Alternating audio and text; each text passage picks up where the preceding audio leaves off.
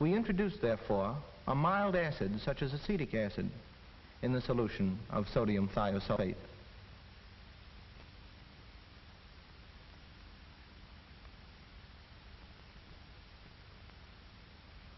This doesn't seem to be such a good idea, for the acid has decomposed the sodium thiosulfate, forming a colloidal suspension of sulfur. The reaction has also formed sodium sulfite.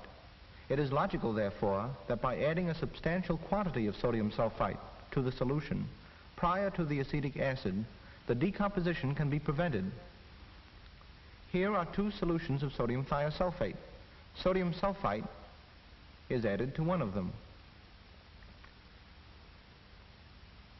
Now we see that the acetic acid will cause the plain hyposolution to sulfurize, while it does not affect the other containing the sulfite.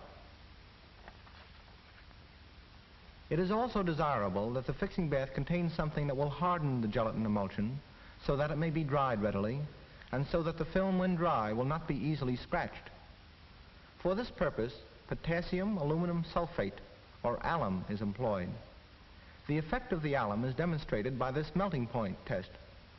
One of the two strips of film on this wooden frame has been fixed in a plain hyposolution, whereas the other has been fixed in one containing potassium alum. As the water in the beaker is slowly heated, we note that the emulsion, which has not been hardened, melts away from the transparent film support, while the other remains attached. The ingredients of a fixing solution are therefore sodium thiosulfate, sodium sulfite, acetic acid, and potassium alum. These scenes show the darkroom operations of the laboratory in the old days. Film was handled manually, and the photographic quality was judged by eye. After loading a rack with film, it was developed in a small tank. If at first it wasn't right, dunk, dunk again. The only scientific apparatus used was a thermometer. In the summer, a little ice was added to the developer, and in winter, hot water was convenient. After fixing and washing in similar tanks, it was put up to dry, and the surplus moisture was removed by wiping it with a sponge. Prints from the negative onto a positive film were made by exposing each little frame of picture, one by one, on a slow machine such as this one.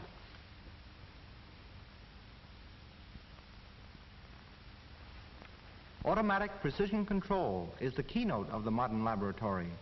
These instruments continuous records of operating conditions such as relative humidity, air and water temperatures, and generator voltage. Developing solution temperatures are controlled to within 1/10 of a degree. To keep air in solutions at the proper temperatures, enormous refrigerating machines are required. This one has a daily cooling capacity equal to 250 tons of ice. Even the storage of film is under controlled conditions. Vaults is kept cool and is provided with automatic sprinklers for fire prevention. In a modern laboratory, quality is not left to human judgment, but is controlled by scientific methods. For example, developers are maintained by tests in the chemical laboratory. By the use of special apparatus, the elon and hydroquinone concentration of developers may be measured, and the developer kept up to strength by the addition of the necessary chemicals. The analyst here makes a sample of the developer acid and allows ether to bubble through the sample.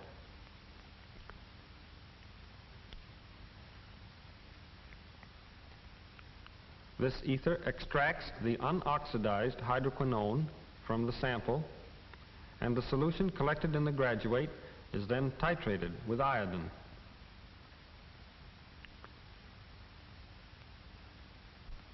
One of the most important characteristics of processing solutions is their pH value.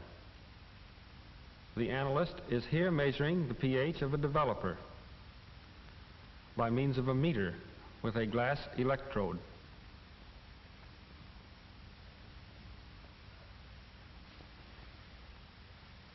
The pH of a typical fixing bath is maintained at 4.5 by acetic acid, A negative developer is kept at 8.5 by the use of borax, and a positive developer has a pH of 10, maintained by sodium carbonate. These values must be held within close limits.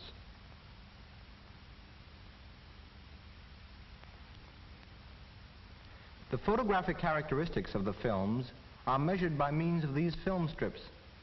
A series of increasing exposures are made on an instrument called a sensitometer, and after processing, a series of increasing densities can be seen. These correspond to the different tones of gray in an actual picture, ranging from white to black. The degree of blackness or density is measured on a photoelectric cell densitometer. Since the densities vary directly as the logarithm of the exposures, it is possible to plot a curve which is valuable as a means of control.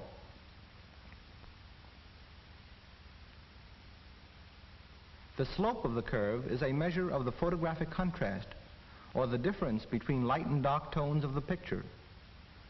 The curve on the right corresponds to low contrast, as shown in the following picture, which is soft and flat, having too little difference between the tones.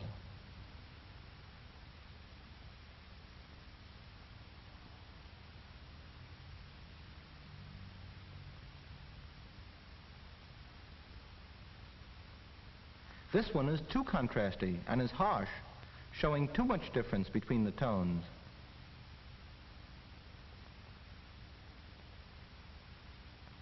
And here is a picture correctly processed, which shows a proper rendering of light and shade.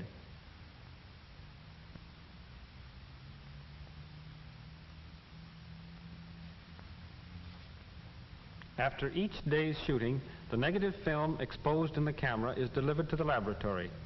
While these pictures were made with bright lights, undeveloped film is actually handled under dim, safe lights. In a modern laboratory, film is handled in a continuous strand, passing over rollers. In order to visualize how the film travels through a developing machine, imagine this apparatus completely submerged in a developing solution. And here we see film actually being developed in the continuous machine. The film is traveling at approximately 100 feet a minute. The developer is pumped through stainless steel pipes from a large circulation tank. The developer is maintained in strength by replenisher added to this tank. After development, the film passes into the hypo compartment, where the unexposed silver bromide is removed. All solutions are constantly filtered to ensure cleanliness, and here the fixing bath is being recirculated through cloth filters. The surplus silver from the film naturally collects in the hypo solution, and here it is being removed electrically. The silver plates out on large stainless steel cathodes and is thereby recovered. After developing and fixing, the film is washed to remove the chemicals. In a modern laboratory, even the wash water is filtered in a huge filter such as this. The film is now dried, and here we see the processed negative emerging from the darkroom into a current of warm, dry air. Note the sensitometric strips processed with it for control. And here is the finished negative, a permanent record of what the cameraman saw, but only a means to an end.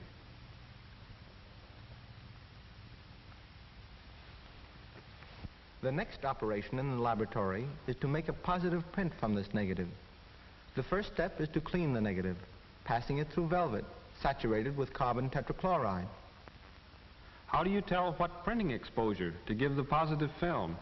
This man, known as a timer, is estimating the correct exposure from test strips. Each scene in the negative is printed on a short length of positive on a machine, which gives a number of different exposures, varying from light to dark. By examining these tests, the timer is able to assign a correct printing value for each scene. These values are expressed in terms of printer lights, since the printing machines can be adjusted to provide different light intensities or exposure values. These test strips are moved up and down until the timer selects the particular frame that looks neither too light nor too dark. The different intensities are obtained on the printer by means of an automatic mechanism, which takes its cue from a tape punched like a player piano roll.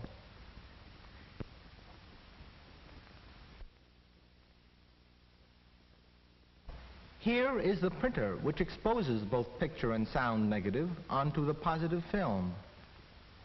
We have not complicated this story by a discussion of sound recording. Suffice it to say that a negative film of the sound is obtained simultaneously with the picture, and here the two meet to make a composite print. The raw positive is threaded over the sprockets in such a manner that it comes in contact first with the picture negative and then with the sound. At each point of contact, light of the proper intensity exposes the negative record onto the positive film. And here are the finished prints. The sound wave patterns lie between the picture and the left-hand perforations. Today, film is actually processed in one continuous strand. Splices do have to be made between rolls, however, on a splicing machine as shown here. So that the continuous process will not have to stop for this, the elevator on the left stores up film like a reservoir, filling when the film runs free and emptying when the flow is interrupted for a splice. These scenes show the operation of a continuous processing machine in which the positive film is exposed, developed, fixed, washed, dried, and inspected without interruption. Here it comes in momentary contact with the picture negative for the printing exposure.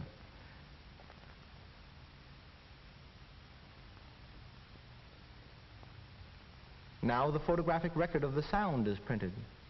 The films travel through these machines at a speed of 175 feet a minute.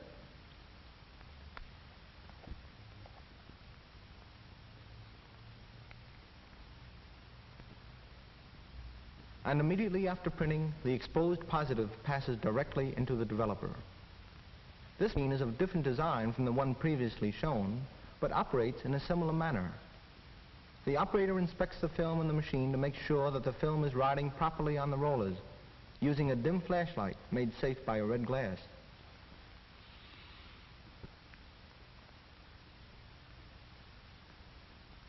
After washing, the surplus moisture is removed by an air jet and the film passes into a drying cabinet.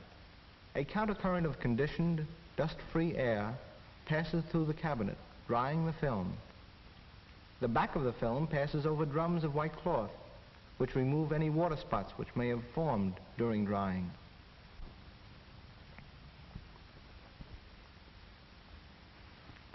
After drying, the film is inspected by actual projection and is then ready to be shipped to the theaters.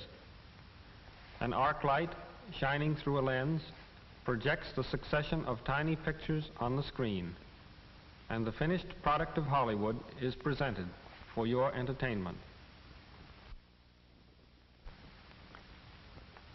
While the ancient alchemist failed in his search for the philosopher's stone, which would enable him to convert baser metals into gold, the alchemist in Hollywood has found the philosopher's stone in a tiny crystal of silver bromide.